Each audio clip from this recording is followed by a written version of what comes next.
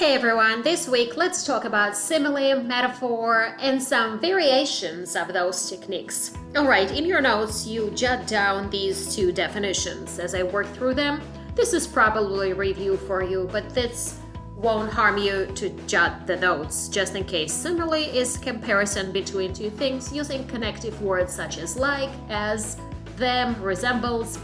Any connective phrasing between these two things makes it into a simile. Be careful when you're identifying them. Many students are married to the idea that simile only includes like or as, but that's not true. It actually can include lots of other connective wording.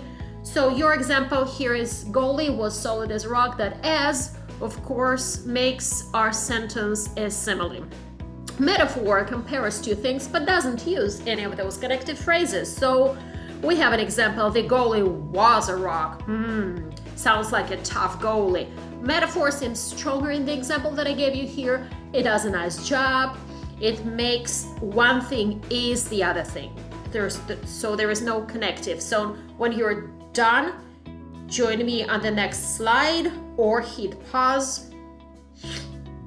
Variation on metaphor is extended metaphor, and that's when we take the idea that one thing is the other.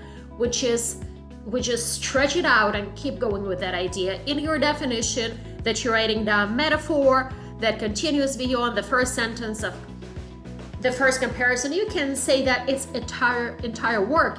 If you're reading a novel, it sort of has this parable feeling. It's like a story with a deeper meaning, and that all the things in it are to lead you to one conclusion. Maybe the entire short story is an extended metaphor. So certainly John Steinbeck uses in Grapes of Wrath this technique, but the whole thing is one long extended metaphor.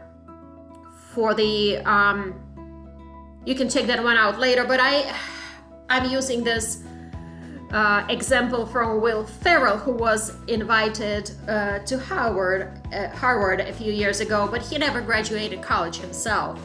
He gave a very entertaining speech, and he used this technique of extended metaphors. I'm gonna read it to you because I think it's funny, and I like to do that. The things that are funny. So, okay, he says, I graduated from the University of Life, all right? I received a degree from the School of Hard Knocks, and our colors were black and blue, baby. I had office hours with the Dean of Bloody Noses, all right? I borrowed my class notes from Professor Knuckle Sandwich and his teaching assistant, Miss Fat Lip Tanyu. That's kind of school I went for. Real, okay? So you can understand that he is using extended metaphor. So really nicely done.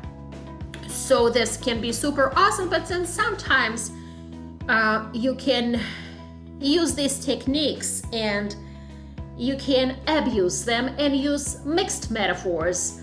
When goofiness occurs, when a writer gets carried away with a metaphor and creates awkward phrases and they contradict each other and they lose meanings, and you need to avoid that.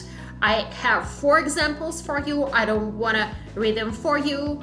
You can read, I know that, so hit that pause button and giggle along with these real life mess ups. And I acknowledge extended metaphor, but try not to use or avoid those techniques. So that's it for tonight, and I will see you tomorrow.